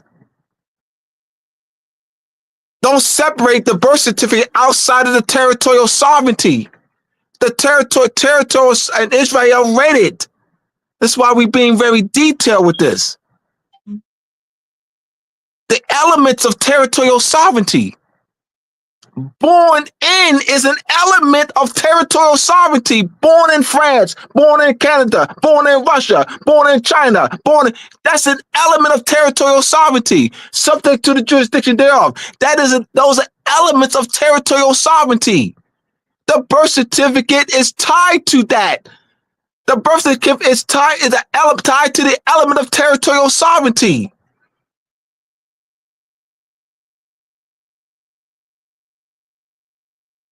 They have it without the instruments. You ain't got to sign jack.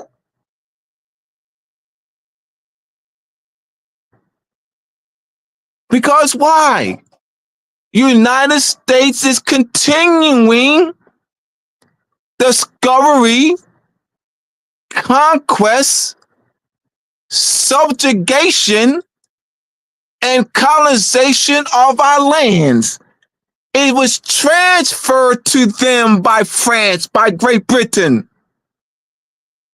by Spain.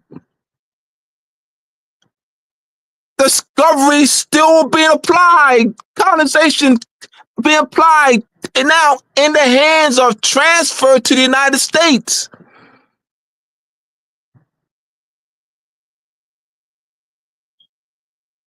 I know, I'm stupid. I get it. I know I don't know what I'm talking about. I get it. I get it. They're hearing this for the first time. I'm stupid. I don't know what I'm talking about.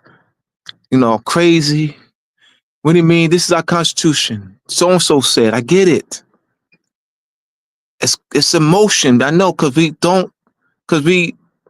you're not used to thinking critically, you respond immediately when you hear something new and even you respond emotionally. I get it. There's those who are going to do that. I've been doing this long enough. I get it. And Israel and I are going to be, he's going to be banging him. We'll keep hitting it and keep hitting it. Whatever we got to do, Reels and so forth and other platforms and Facebook Lives and TikToks and whatever, we're going to hit it. We get it. We know what we got to do. But he and I are both confident that we can get this across. We don't lack that. We don't lack that. All right, next slide.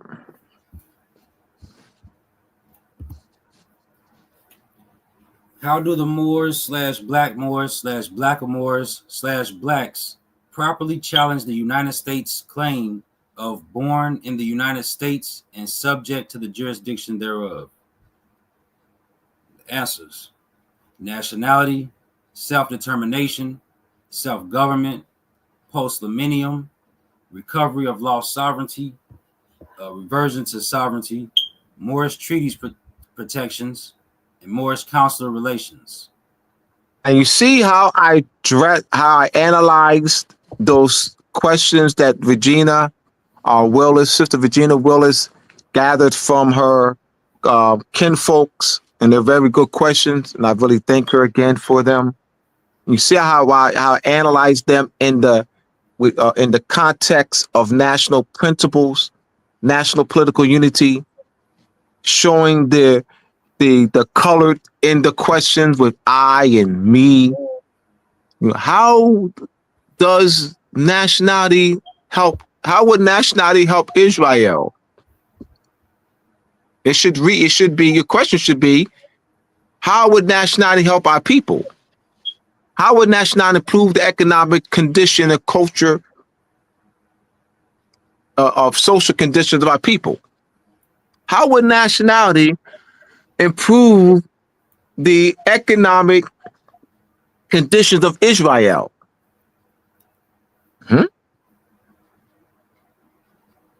Well, why not our people though? Why Israel? Like, you said nationality. How did you said Israel though? You didn't say our people. How does it tie to just it? That's a national identity of a people. That's not that's not identity that only applies to Israel. What do you mean? That is a national identity of a people that lived before us. That's been in the grave for 200 years, 300 years, 400, 500, 600, 700, 800 years. That's them too. That applies to them too. See the connect? See, this matters, man. This thinking matters. And for that, we can move in the right direction to recover our lost Moorish sovereignty. Having the proper thinking matters.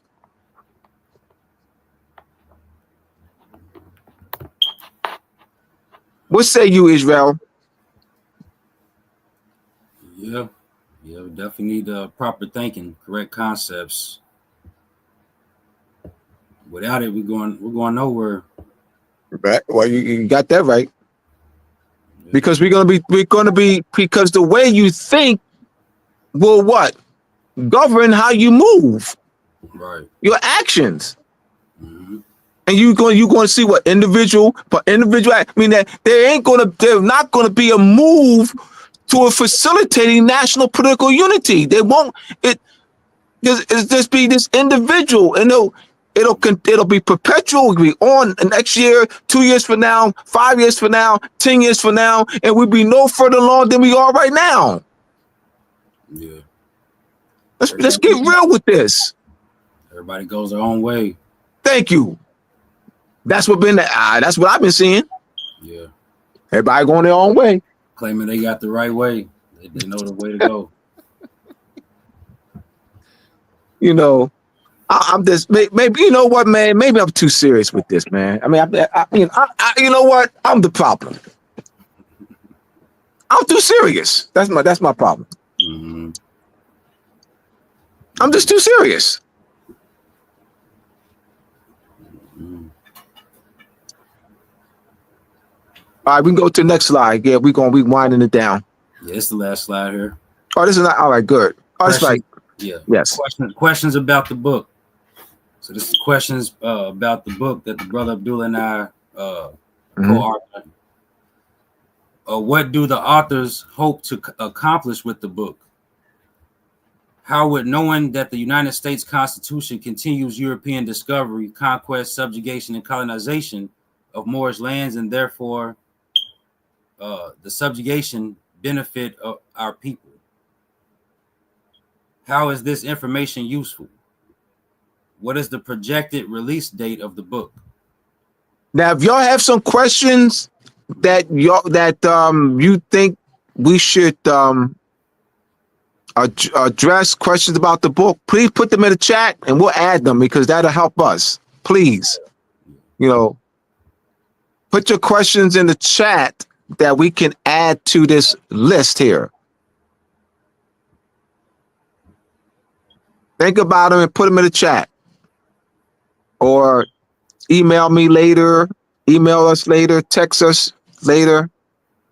Then we put our numbers on there. We'll put that back up there. But yeah, this will help us. What do the authors hope to accomplish with the book? The projected release date, we're looking at the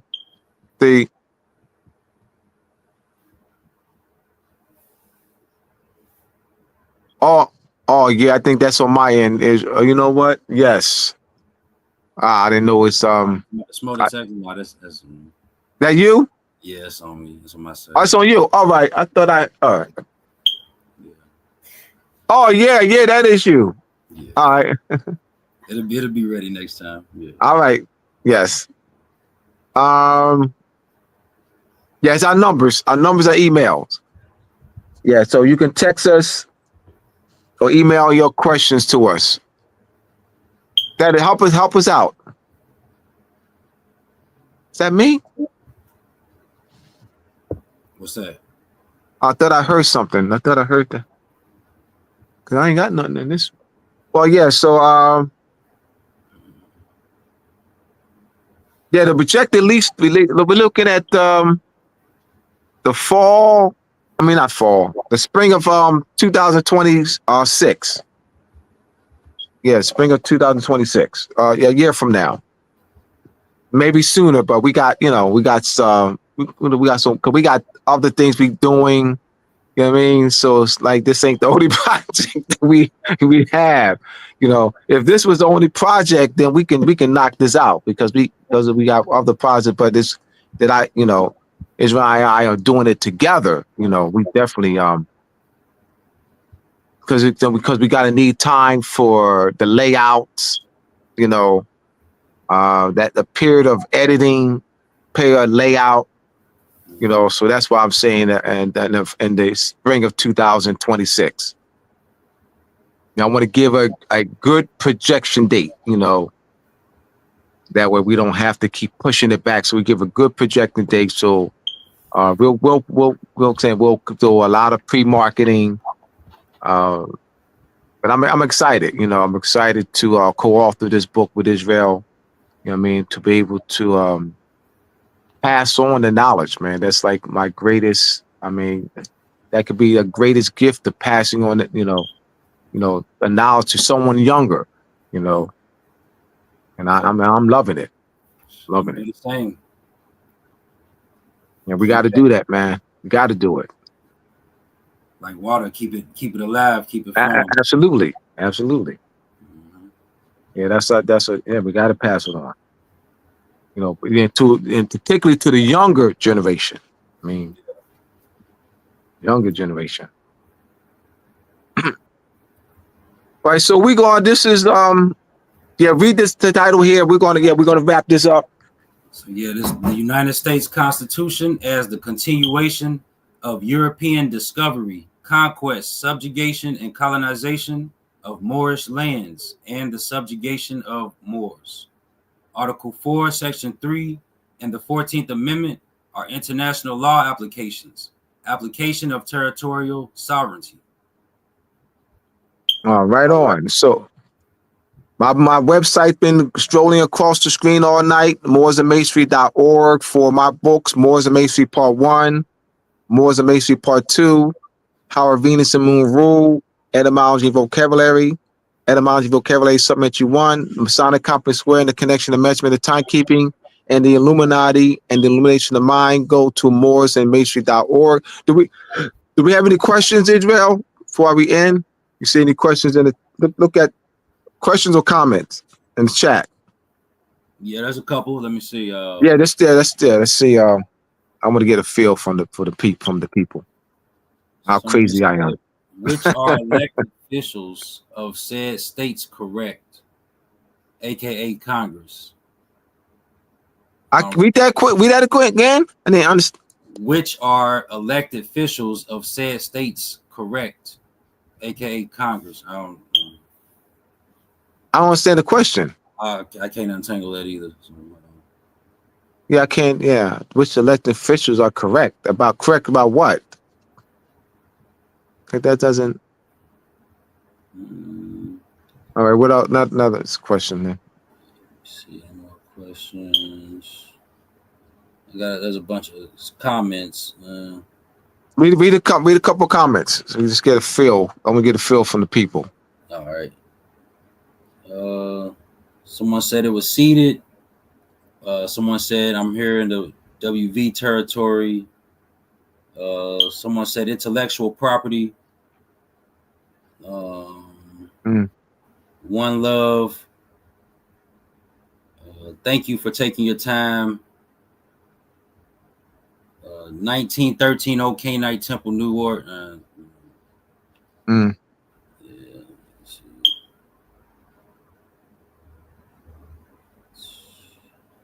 That's it. Yeah, it's really no. You don't see another. You don't see other questions. Nah. Shalom, all right. Peace and greetings. Let me see. Audio book as well. Someone said audio book as well. That's something we'll look into that, Israel. We're looking, so we're not gonna say no to that. All right. Definitely, we'll. Now we're gonna look into that. Here goes some questions. Can America erect an American consular court? If so, why doesn't America have one? All right. Can the United States erect a consular court? Yeah, they said America. I'm sure they probably. I mean the United States. Erect a consular court. And it says, why have they not done so yet? If they can, I guess. All right. So but what's the? I mean, I don't. Why would that be a concern? For the United States to erect a, you know what? There's a misconception. I got you. I get it. It's lack of knowledge. I got it. Let me explain. All right. That's a lack of knowledge, Israel. All right. You have two nation states that enter into treaty, and they negotiate an extraterritoriality clause.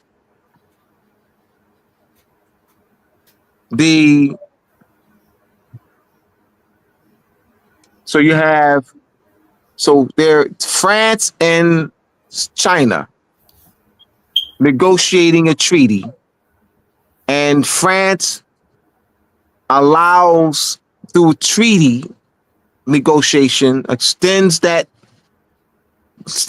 courtesy to, they're actually extending courtesy to each other.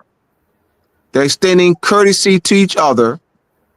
And so through treaty, so that it's a step. So the French consular court in China is established by treaty. The Chinese consular court in China is established through treaty. China establishes the Chinese consular court in France, not France. France would not establish the Chinese consular court in France. It's China. China will establish. So United States cannot establish a Moorish consular court. Like United States wouldn't have authority to establish a Moorish consular court to hear Moorish cases. The treaty would not, like, who would, that's not, there's no, therefore you don't understand, when understanding extraterritoriality, consular jurisdictional extraterritoriality or compensatory. Yeah, it's a lack of, this is why we're here. It's all good. This is why we're here.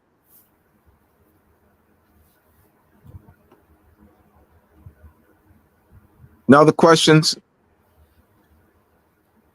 Yeah, we just got to raise the knowledge. We just raising the knowledge base. That's all. Yeah. Yeah, that's really. That's it. All right. Yeah. My brother Hank, I want to thank you, brother, for offering this platform to us, man. Thank you. I'm actually going to next week, we have rescheduled Luisa Flores. Luisa Flores was one of the keynote speakers of the Moorish Political Unity Conference that was here in Philadelphia on May 18th of last year. She will be, we had her scheduled a couple of weeks ago, and we had,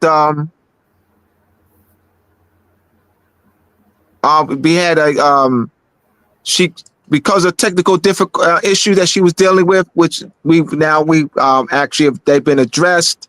And so Luisa Flores will be with us next Monday, May 24th at 7 p.m. Eastern Standard Time.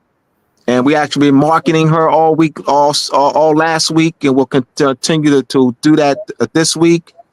So she'll be in the house on Monday. And what's the topic? What's the topic we had for her? Facilitating